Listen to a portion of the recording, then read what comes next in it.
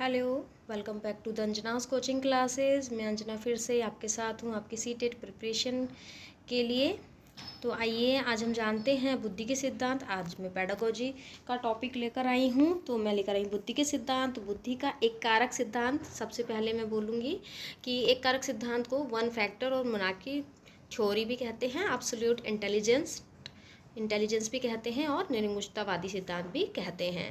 यह सिद्धांत किसने दिया था? यह सिद्धांत दिया था अल्फ्रेड बिने ने। तो इनका मानना था कि बुद्धि एक क्षेत्र में निपुण होती है। तो बुद्धि का द्विकारक सिद्धांत है। द्विकारक सिद्धांत दिया था स्पीयरमैन ने। इसको जी फैक्टर थ्योरी भी कहते हैं। इस द्विकारक सिद्धांत को दो पार्ट में डिवाइड किया गया है, सामान्य मानसिक योग्यता और विशिष्ट मानसिक योग्यता। तो यहाँ पर अभी हम देखेंगे सामान्य मानसिक योग्यता मीन्स जनरल एबिलिटी।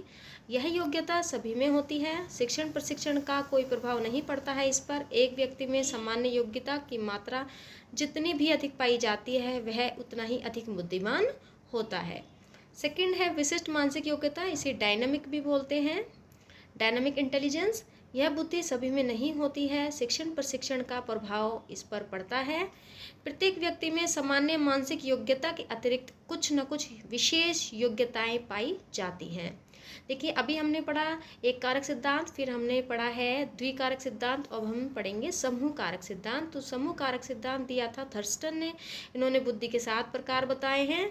देखिए 7 प्रकार हैं इस तरह से कि special ability, perceptual speed, numerical ability, memory, word fluency, verbal meaning and reasoning. देखिए इनका मानना था कि सभी फैक्टर एक दूसरे से स्वतंत्र होते हैं। फिर है बहुकारक सिद्धांत। यह सिद्धांत दिया था थॉर्नडाइक ने। इन्होंने बुद्धि के 3 प्रकार बताए हैं। देखिए पहले मैं आपको ये बता दूं कि ये जो बुद्धि के सिद्धांत हैं आपके सीटेट के पेडागोजी टॉपिक है, तो उसमें ये बेहद इंपॉर्टेंस रखते हैं। तो आप इनको बहुत अच्छे से कवर कीजिएगा। क्लास पसंद आए तो एक लाइक तो कीजिएगा ज़रूर और अपने मित्रों को भी इसे भेजिएगा। तो देखिए बहुकारक सिद्धांत, यह सिद्धांत थॉर्नडाइक ने दिया। इन्होंने 3 प्रकार बताए हैं बुद्धि के। एक है अमूर्त बुद्धि, सेकंड सामाजिक बुद्धि और थर्ड यांत्रिक बुद्धि। थॉर्नडाइक ने बुद्धि के 4 स्वतंत्र एस्पेक्ट्स भी दिए हैं, प्रतिमान भी दिए हैं। देखिए ये हैं फर्स्ट स्तर मीन्स लेवल, सेकंड सीमा या फिर परास, इसको रेंज कहेंगे, थर्ड क्षेत्र एरिया एंड फोर्थ स्पीड। फिर है प्रतिदर्श सिद्धांत। देखिए प्रतिदर्श सिद्धांत दिया था थॉमसन ने। इनका कहना है कि बुद्धि के स्वतंत्र तत्वों से बनी होती है, बुद्धि स्वतंत्र तत्व से बनी हुई होती है। कोई विशिष्ट परीक्षण या विद्यालय संबंधी क्रिया में इनमें से कुछ तत्व स्पष्ट रूप से दिखाई देने लगते हैं।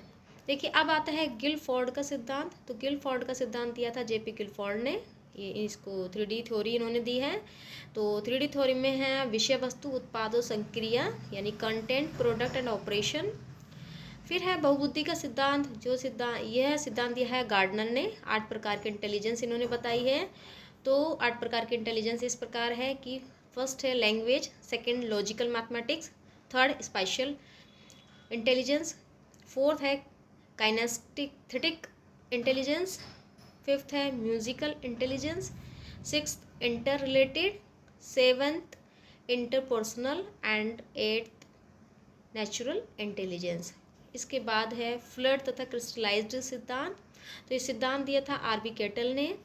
इन्होंने तरल बुद्धि, वंशानुक्रम, कार्यकुशलता अथवा केंद्रीय नाड़ी संस्थान की दी हुई विशेषता पर आधारित एक सामान्य योग्यता है।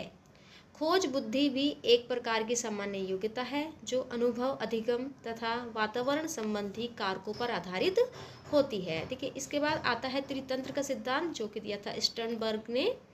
इसको त्रिपक्षीय सिद्धांत भी कहते हैं। स्टर्नबर्ग ने बुद्धि को 3 भागों में विभाजित किया है और तीन जो भाग में विभाजित किया है। तो फर्स्ट है विश्लेषणात्मक बुद्धि। फर्स्ट जो विश्लेषणात्मक बुद्धि है इसके भी 3 पार्ट इन्होंने बताए हैं, ज्ञानार्जन घटक, अधिक घटक या फिर उच्च घटक और थर्ड निष्पादन घटक।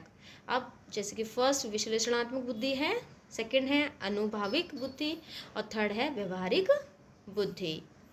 आशा करती हूँ आपको क्लास पसंद आई होगी। तो आप मेरी क्लास को लाइक कीजिएगा, अपने फ्रेंड्स पर शेयर कीजिए और आगे आने वाली सभी वीडियो आपको मिलती रहें।